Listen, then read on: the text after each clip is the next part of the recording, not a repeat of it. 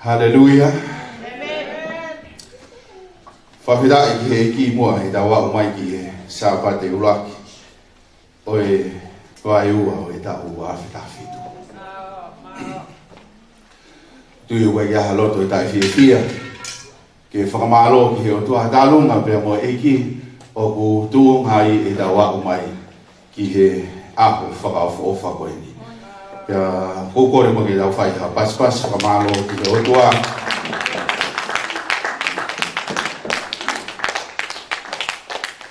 I he tak whanonga whaika te ki tau tolu o lava ai ke tau au ne rei mai ki he sāpate uraki o mahina koe ni. Ko whetai tari whiawhia whakeni, nai si kau maha monu ia, kau maha hono ki whamiri, tau kau whatahe ako ni, tau pas whamalo ki o toa.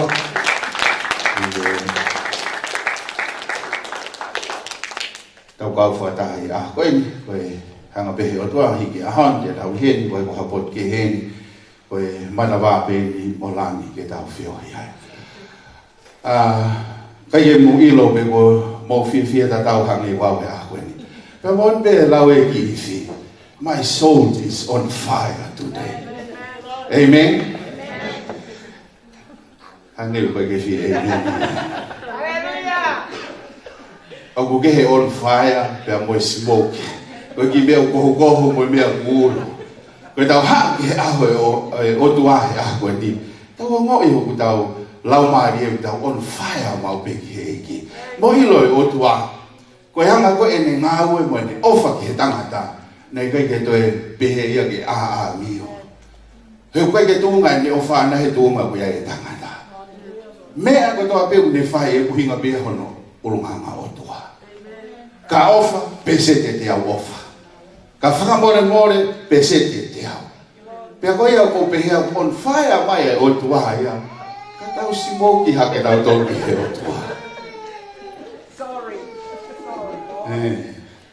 Tau peke tau wha more eki mo whanu me kua maurunga ngā whakaitanga nā. Iai be ahu mau pehe, iai be ahu mau pehe. Whawhira i mo ki he otua i he ahu koe ni, mi hanga tūtū ni pia mā ki raua.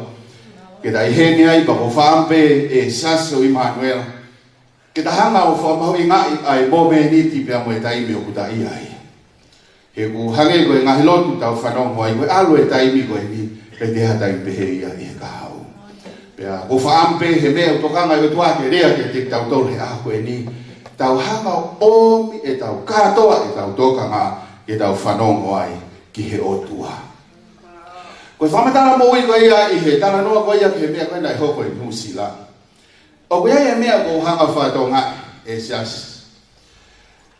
Manatu ki he lawe koe ia ai whamatala koe ke he totaha nā ne whakamatala. Nai tō ia mate pe hanga he lau maari e o whamaoi ke sio. Koe mea koe nai sio ki ai. Koe mea koe tō pe nai ha o sewaniti ai e ki ke whai. Ka tua malang o kutu peki toko tōru i moi. Pe koe mea koe tō pe whai e sewaniti ai e ki. Ka ala tā pua ki hata nau pas.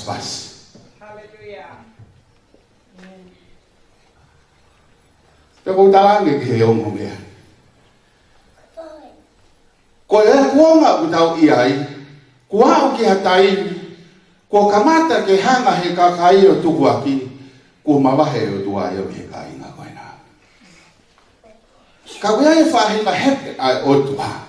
Ko ta hanko tuku aki hata pe arewa o tua tu, pe a behe taha koe ia, ke mahi no, ko e mooni, e ke mooni ai pe. O ko whaampe sias, he hanga he mea koni o mea mea ko henga te hau. Kai ke tau wha awea ki tau tolu i he presence ai o tua. Koe tau haa koe ni ki he awa e ki he ako eni. Koe o tua whai ki he nerea.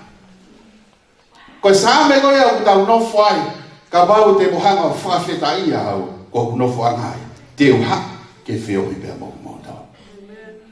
O whai he o tua ia e ne tawhaki o ku hau ia. Koe tau whakamu ke tau maulotu mo e tua. Koe tau hau ke tau whesi o whaka ilo ko hau ke lotu, koe ke hau ke lotu. Koe tau hau o whakasio pe kuheni koe o tua. Ke whiohi pia mo tau. Pero me ai ha kia te au, ko hanga he o tua whakahamai. I am here, hanga ki hino ta whahi vai. Kono paro kare mai kai no ke tau si to i loyo ki. Haere mai a si hova. Ka tau, before ia ta to ha tau to mo he vai no tu.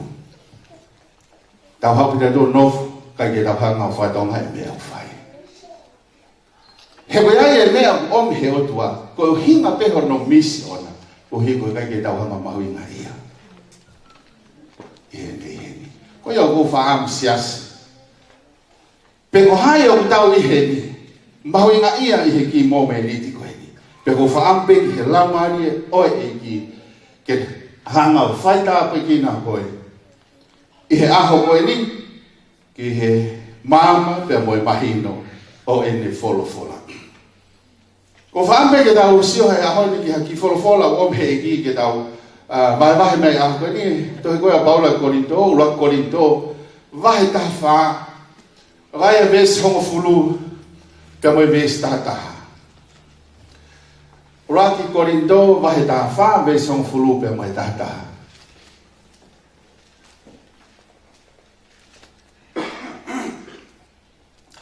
Ko whaampe ka taha wahe ntohi taha wha pārangi, ka heiri pe mua e taulau koe ni.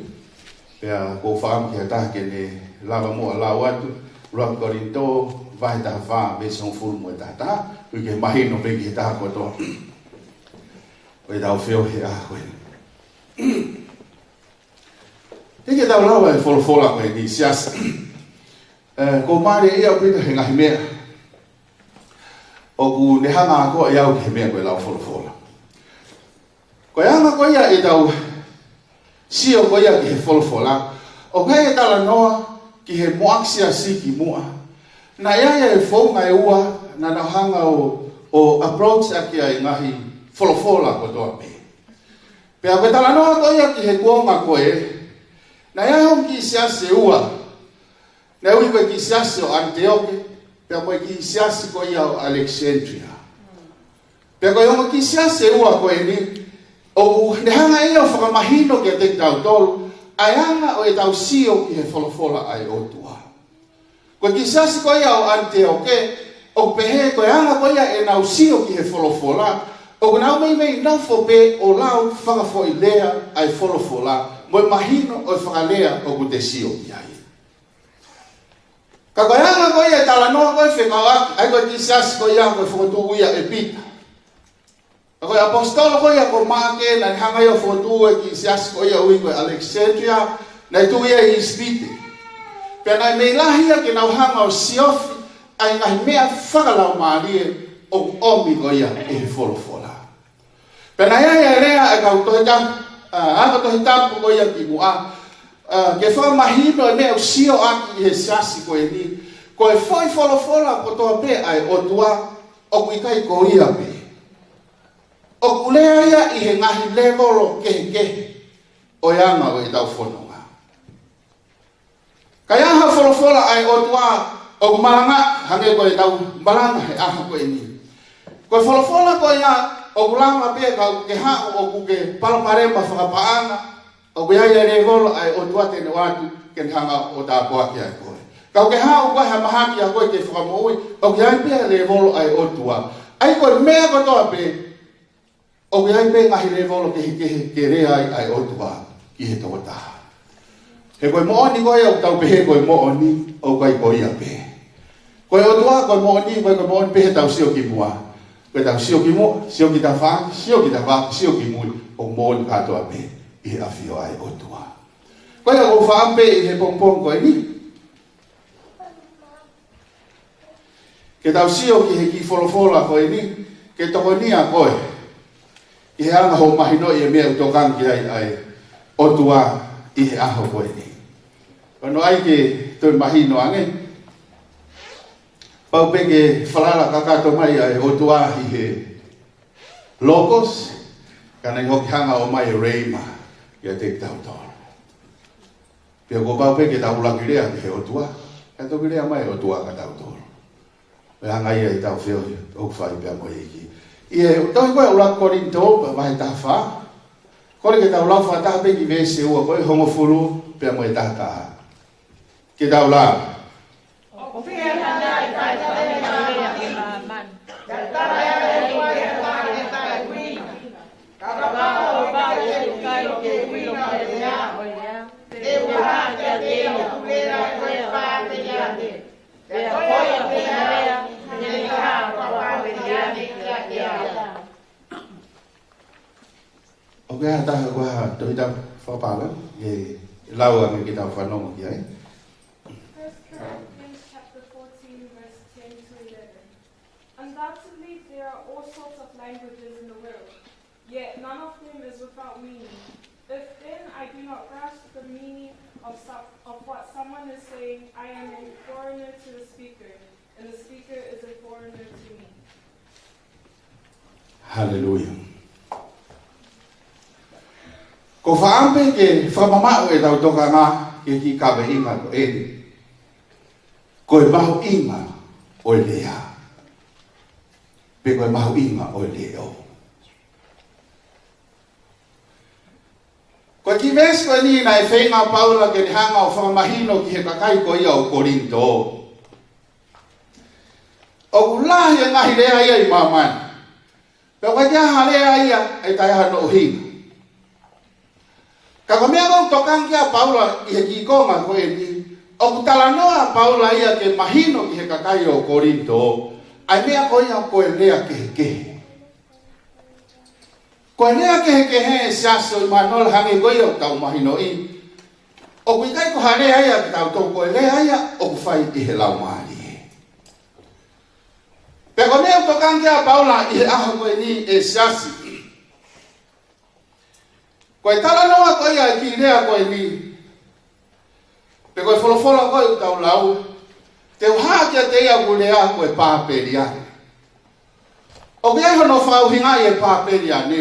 O kuhinga ia ke whoirea whakapālangi koe stranger.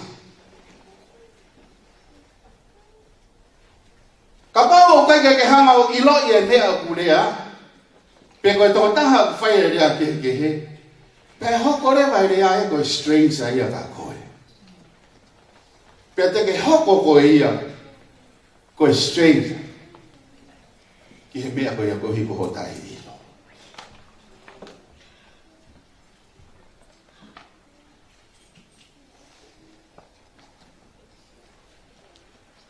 Nai ai e hange koe o mu mea i, ai revival lahi nai tō koe ia he Azusa i Amerika.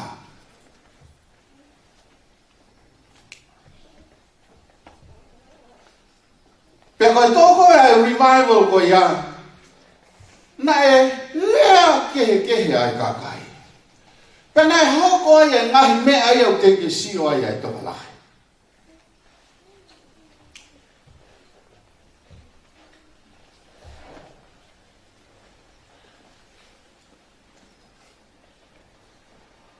Hangarewa e he kaumitia, hangarewa e he usiaske ke he. O nau hangarewa o hiki, a revival nai tōko ia, koe ngau e ai te moro. Koe uhi koe ha, whai nau hanga ki nau tōru o mahi no, koe hai mea nai hauko. Pe nau hangarewa o whekumi, ai ngahi uhinga kehe. O nau lawa rewa whakahoa, o kukai ke mehe wholowholai mea i au whai.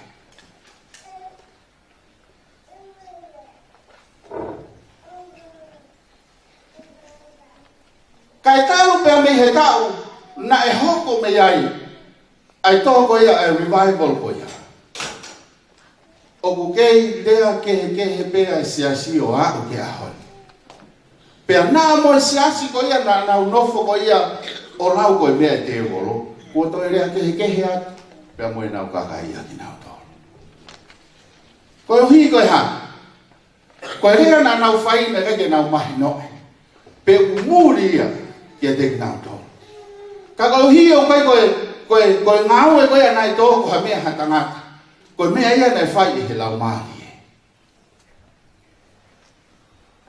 Pea ku kei hoko pe ia. O a o mai ki he ahon.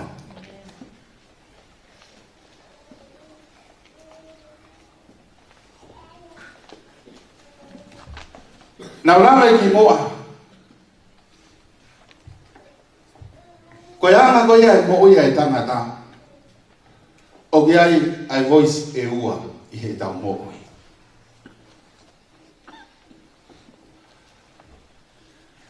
O ia lea ko mea ai kakano, pe ia mea ko mea lau mari. Pe ia ko ia mo ia tangata. Ko voice ko ia pe ko lea ko ia pe ko leo ko ia uongo le o lahi taha I he mo ui. Ai mea ko te hanga ko feed lahi taha. Ka kui hanga o feed ho lau mari o lahi, pe ko mea ia e rea lahi I ho mo ui. Pe ko bau ko mea o ke hanga o feed ia koe ko ho kakano, pe ko mea ia e ha mai ia koe. O koe ka mea ke te hau hataha ia o whakaeke eke pe interview koe. Koe nau sio me ke hanga ho to o ngā mo ui, koe mea ia te nau lau sio. Koe hae rea o ure o lahi I he mo ui. Pe wanga whewhe ho hanga o feed, ai o more o e ua koe ni. O kuhinga ia, koe haa koe o ke hanga o ange, lahi taha kia ho taimi. O ia ia, e reo lahi I ho mo ui. Koe taimi koe mea mahu inga I he tau whanonga, sia so Emmanuel. Koe mea ia u tau eo awe ho tau houa e walu pa mai ngā ue. Ko hi he koe mea ia u to tongi tau to luo. Koe tau ngā ue, koe tau taimi o kuo speni koe he ngā ue. Koe tau hanga koe o speni e taimi lahi. I hono awe koe ia pe maai e ki. Pe aku ho koe pe e tau moku I o hangi e tofu pe. Koe mea u whinangalo ai e ki he tau moku.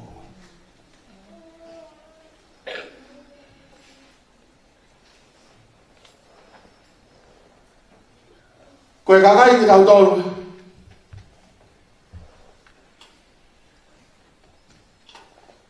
O tau manaka, koe kakai loto. Ka kok mahu inga ia I he lea. Moi mahu inga o e lea kia te tau tolu. Koe tau lotu. O tala noa. E uraki korinto ai pe vai ta fa, ko ves ta fa. Ka pau te hu I harea ke ko ku lau mari e pe o ku hu. E manato brea I pe a Paula. O kai te tau ila te tore me o tau lotu ki ai. Ka koe lau mari e ko ia o ku ni hango ilo mea ke tau lotu aki. O kuhinga Paula I he tawhaako e saso Emmanuel. Ka pau ku tau rea I harea kehe. Ko ku lau maari e. Koe lotu e lau maari e o ku whai ia te hau. He koe mea whakatu tā maki I he taimi lahi saso Emmanuel. Taimi lahi o ku tau whai e tau tolu e lotu. Pe tau lotu tau tolu ia o whihanghangai. Pe moi whinangalo o e lotu.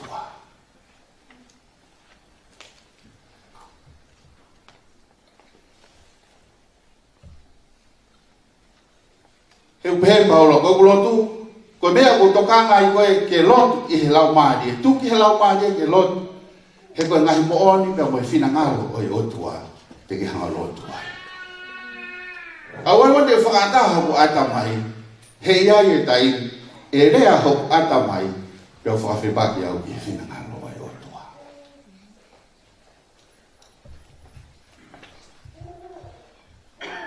Koe e taimi lahi. Tau hanga ho lotu I hamea. Pe koe mea koe hoko hange tau whatonga I koe ke tari he otua I e lotu koe ia.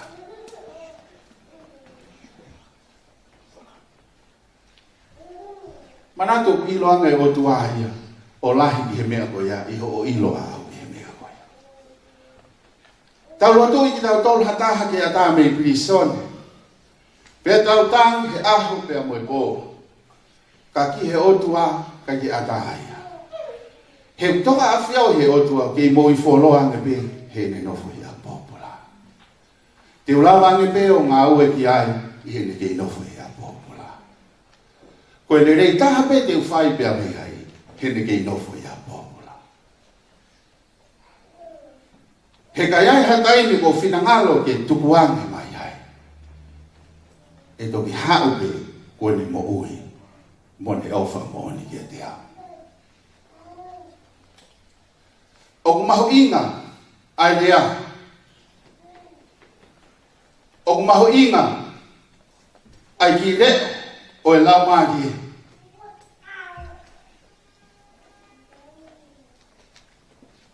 Ke lea maupe ke te tau tau.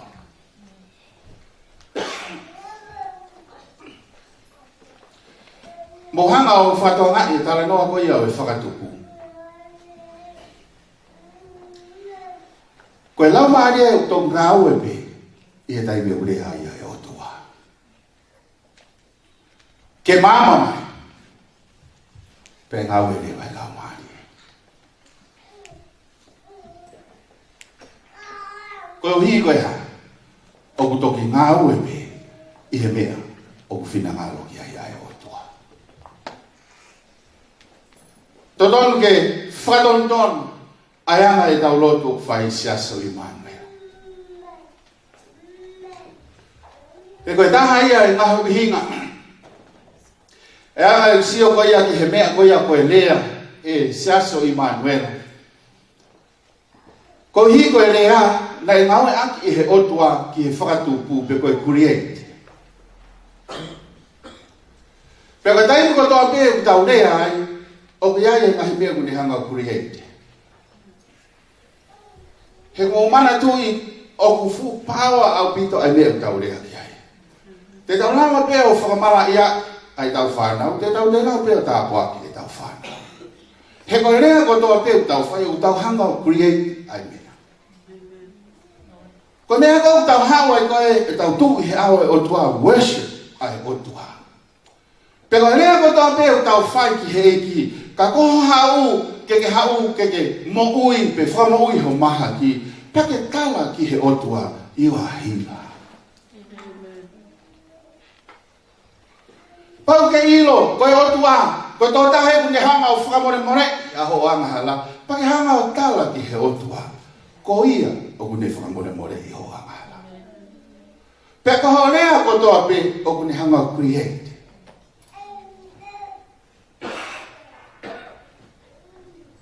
Pe kune hanga o whakatupu.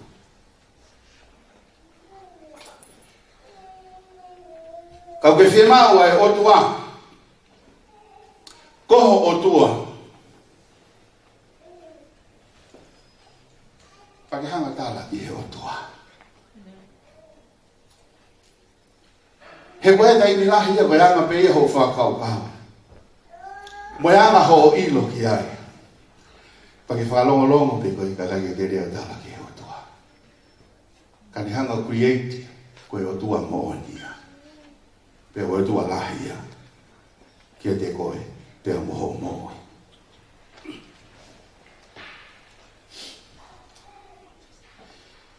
Koe ai e tala noa koe ia koe ke tau hanga ki tau tōru o mauha lea whiunga ke tau hanga o whakamatala i aki ai lahi o e o tua. Koe tau hanga koe o pehe koe tau tamai. Ko hi koe maurunga tahaia i he anga e tau nofo whakawhame i. O pehe koe tamai. Koe uruia koe whame. Koe motolo i he anga e tau nofo koe ia i he mamani o tau i ai. He koe tai me lahi. O ko whanofo whakau kau. Hame o mana koe ai o tuaki he hiva. Tala mai he sa me koe no whanga e o tuako e whakawheta i ka mo e whakamalo. Pea ko whakau kau i he ta whaaki koe. O tahang te tolo o mai e mo tolo i mamani koe ni. O taurea ki he o tuaka. Pea koe ngata anga pe koe tau hanga hiki, koe ngata anga pe ka te tau tolu e o tua. Kai he tau hanga koe ia, pa te mu whakatonga i anga koe ia, e whau koe ia ai ka kai tonga. Kana hanga o whau ha hiwa whengau aki pia Muhammad. Pia kuna toki hanga rema na utoro tānaki mai lau ia kau moe hāfua o whonua. O whau aki e ngahi mea ke hiki ka pau koe whau ki ha whewhine. Pe koe whau ki ha tu, pe koe ha kui. Koe maa o runga taha tēnau hanga o hiki aki. Pe tēnau hanga o ahia. Peka unofo sio ki he otua. Koe taine koe au kohoko mai ai koe ai lau maria o e otua ki he tau mokui. O ki ai e whahinga ne ai au ne hanga o mai ki tua mea te tau tōru. O kai ke te lava ki tau tānaki, a hono whakamata lai ai otua. O alu ia o maolunga i he tui o e mamani ko e ni, pia mo he eiki o e mamani ko e ni, ka he alu ia i hono tuunga o mahino ko e o tua mo onia, i e te tau tōru.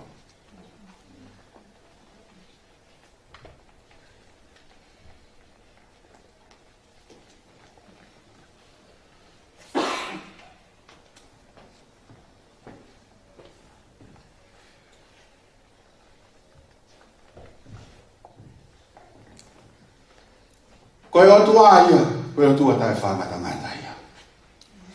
Pea kui kai hano ngata ana ona. Koe mea peo ngata, koe anga e tau ilo, moe ngahi rea e tau hanga hiki aki.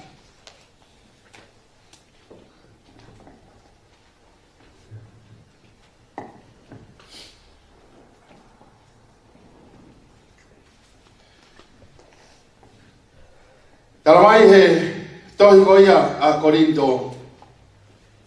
E ko mare ia au pito pea hono hanga e Paula. O whenga ke mahino. Ai whonga koe ni ki he kainga ko ia e Korinto. Pea ko whaampe e sias. Ko i koe nahi mea o hanga he otua. O mai ke te au he aha koe ni. Pea ko whaampe ki he rau mario e ki ke ne hanga omi. Ke tau hanga mua mahi noe. Ai mea au tokanga mai ai o tua kia te tau tau i he ahoi.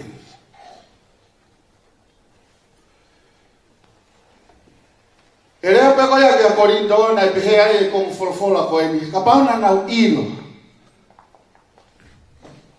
Ai uhinga na i omea sisu na i kai te nau hanga tāma te ia.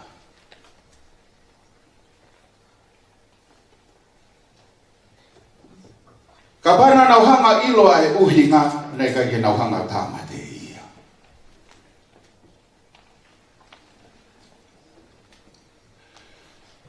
Kos mahino ia ka te tau tol uhinga haua sisu ke ne ha ke mate o ne hanga o awe a e tau ngahi ang hala. Kana ia e mea makehe ia nai hoko. Manatu ko e ne folfola ia. Ka pau te mohanga hiki aki o lunga te uhanga toho aki a mamai.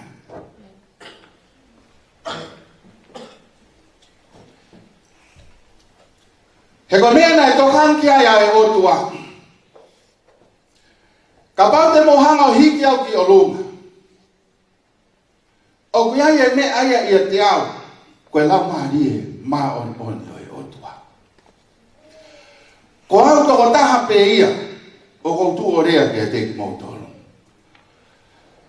Peka pau te mohanga hiki au ki o lunga pe tāma te ia. Koe lau maarie koe ia te au, o alatu ia ke te mautoro hono kotoa pe. Foi mea koe nei kai te ilo he kakai. Koe mooni koe ia, pe koe lea koe ai otua. Ka pau te lau hanga o tāma te i ai mooni e taha, o kuriu riu mai ia, o toe lahi ia. Tanau tamatei ki nau tolu a sisu. Kana he aho Pentekosina e whanau ia e tō te au anoa. Koe riu mai ia, koe whanau ai otua. Pau te mohanga hiki au ki o lunga. Te uhanga toho aki a mamai. Koe mate koe ia e tō taha. O riu mai ia. Hoko ai koe. pe ho foi pe moa I he aha koe ni o mahu inga a reo e otua ke rea mau pe ke te tau tolu ko I reo ko iau ni hanga whahino hino ki tau tolu ai poto tonu ke tau fōwai ai mea ke tau whai I he aho pe moe mōme ni ti hono kotoa pe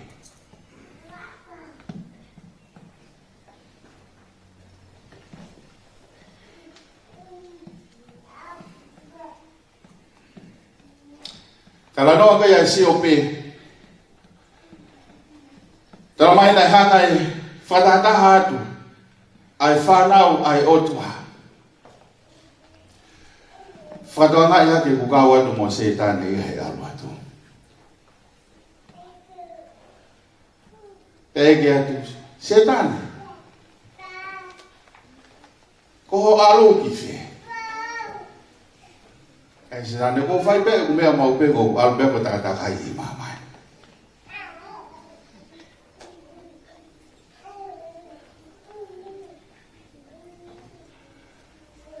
Ka ko tala no ku ia ngai mea lahi. O ku hanga e Filipe ku hanga I setane o hofi. O ku hinga pe me ai o ku hanga I setane o hofi. Ai me pe u whakatahe o tua.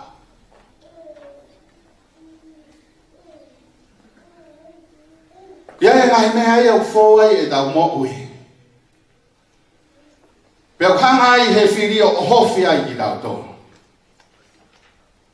Pau te hanga o mahino, koe mea koe ia o whakata bea e he otua te hoko. Koe hea winga o whakata I he otua. Ko hi he kos ilo pe e he otua. Koe mea koe ia te ke lawa pe koe o ikuna. Hanga o whakatonga I e whalara ai I ki ria te koe. Koe hi koe ha, koe ki le o koe o ko lea lea I ho mo oi. Tene tarak pe ia ai whaunga te ke ikuna.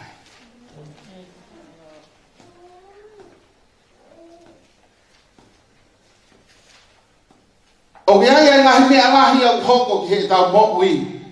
O ku tau hoi ki tau tolo ku mei more ai ai tau mo'ui.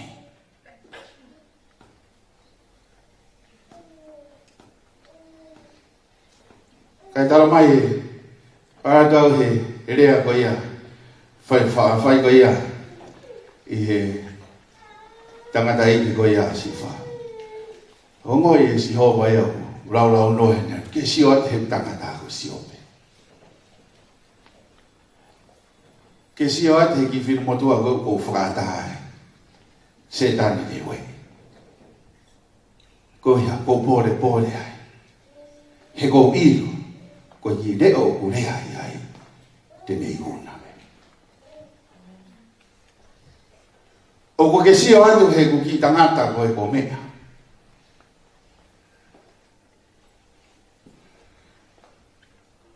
Loro tonga tofanga I he fu whainga taa. Ka go falala ka kan. Tene hanga beo I kuna. Saso Immanuela. O kuia uhinga hanga I he otua.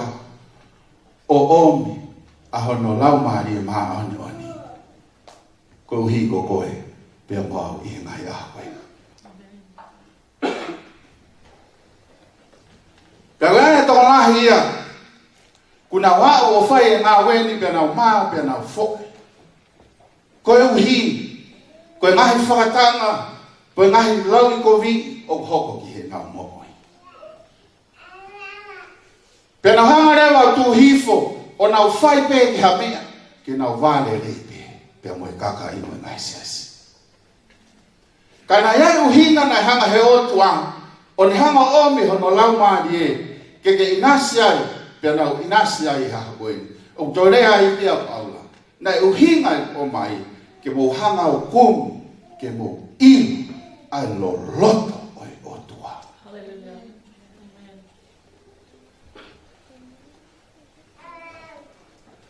Ko ngahi mea moe o mo mata, o kuhange peia,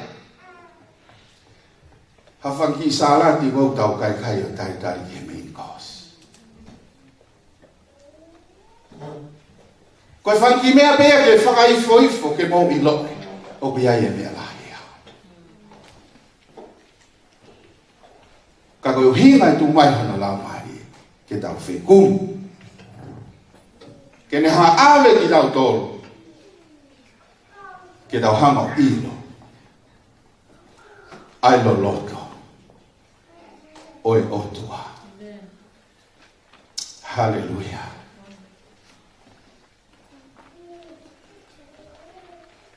Koe a honi. Koe tau hau ki he awa eki. Tau whaamu i he mahina fo koe. Ke tau hanga mua o whaata a lau maari o he otua.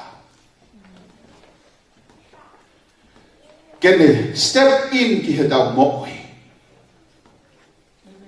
Kai lama kene rea ki a te tau tau.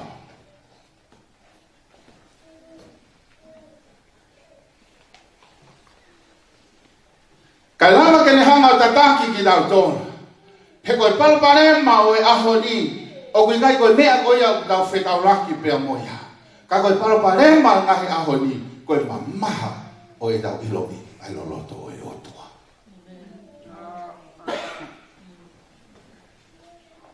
Lea koe si su nai whaika pita. Pita. Malo tau tai pia koe naku. Lahi pake tau kei. Ka koe mea kotoa koe ia. O koe kei whainga pe koe he mamaha. Unu atu ki he loloto. Koe mahina koe ni siaso Immanuela. O kou whaamu ke tau unu atu ki he loloto o i otua.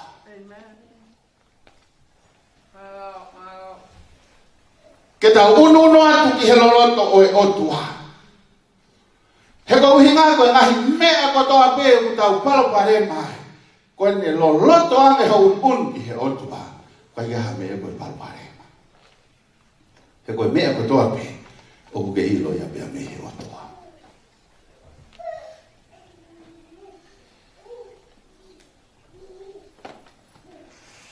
Koe maranga te tau whai, te tau maranga me he loloto e otua.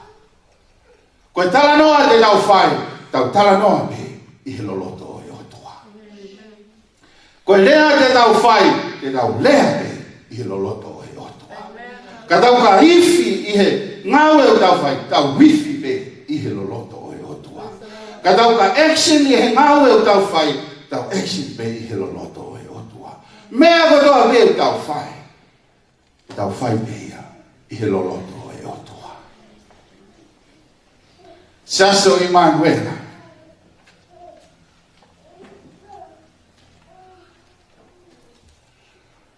O ia e mea o toi maa lunga.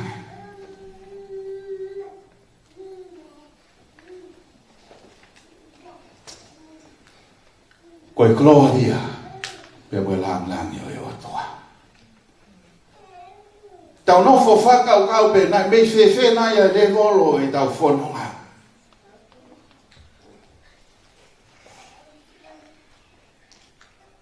Ka pau, e rea mau pe otua ke te tau ton.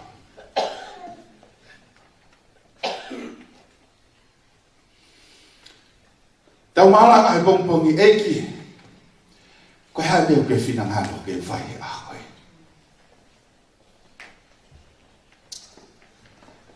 E nā koe tala mai koe ke nofo wheohi mo koe. Kau hua tu au alo ta kai ke sopini. Lea mua kia te au ke ahon.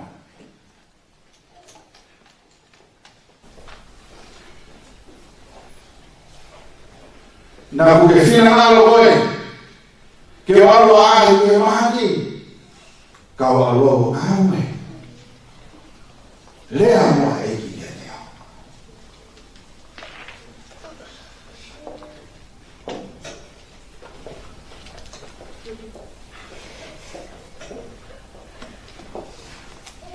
Tähän me mahu innoille asiassa.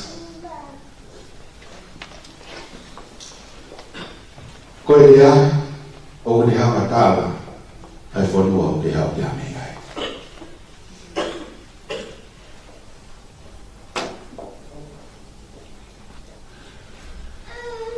Kata kata la no ahen. E ilo be ka kai. Koe ka kai en me tonga. Koe rea o ke ngawe ake. Koe ka kai e ni me e fe i mamai. Ka kou whamana atuan. Koe mea koe ia, nai toka kia Paula. I he mea koe lea ke. Koe hanga o Paula whenga ke mahino. Koe tau nofo i he mamani koe ni. O kui kai koe tau whonu ai. Koe lea ke he, koe lea ia o he vai. Ne omo ku tau nofo i mamani. Ka koe kakai ni tau tolu ia o he vai.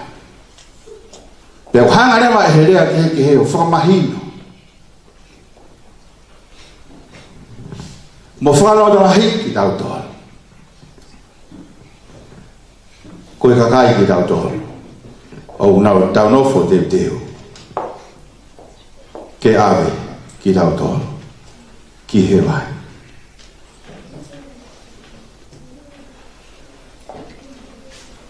Whamarona ki he ki.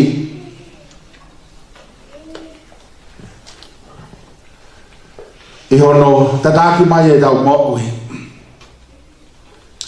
O au mai ki he sabate uraki o mai na koe. Pea, o ko wha mo e siaso i mai wera. Tau whanonga o whai i he mahi na koe. Tuku moa ke tau whakaongo. Ki he rea o whai he lau maari e ki a te tau tau. Nā whai o ku whai e tau wheo hi. Pe tau pōre o tau whanonga pe tau wheo hi pia moe lau maari e. Pe tau hoko ki tau toru koe stranger ki he lau maari e. Pea lea e lau maari e ia. Pe ko hi koe tau tai mahi no. Pe hoko e lau maari e ia. O stranger ia pe te tau toru.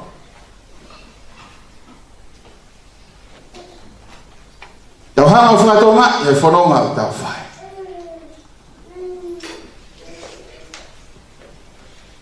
I he mahi na koe. O mahu inga o e lea. Pea wea ia iwi, pea moe pāua o e lea. Kene hanga tataki tau tōru. I he whanonga o tau whai. I he mahi na whoo koe. Ko whanawangi beki he eki, siasi. Ka ilonga haterina o ku whanongo. Pea kene whanongo ki he reo o e otua. Koe tau whanonga koe siasi pea koe whamiri i he eki.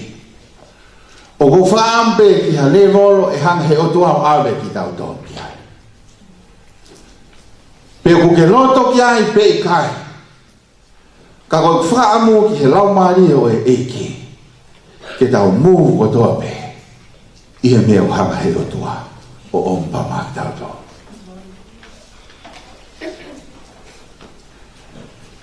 O gai e whaamu ke iai hatapua ke om he o tua. Pe gai e tau ina siai. Whakataha. He nai ui ki tau tōru. Ko oi heni, koe uhi, koe au atu ai o tua ki te koe. Pea ko oi heni, koe hoko atu, ai rea ai o tua, ke ne tāpua ki koe. O au ki he ngata anga, o ho moui. Pea e o whalahi atu a pito ke te motolu si ase o Immanuel.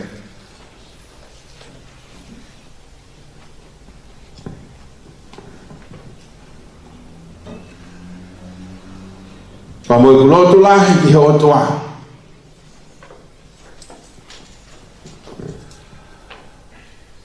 Ke ne lea mālohe. Pea moe ne lea lahi i he mo'u i whatu whoitu i tui kotoa pe. Pea kai kau whaamua pe ke tau hau o pehe na lea e otua ke te ao koe whamahalo pe koha. Ka kou whaam pe ki eki ke ne lea mo on pe. Ki ho tau lau maari e. I he whanonga o tau whai. I he mahi nā koe. Pokore ke mo me haki o longa.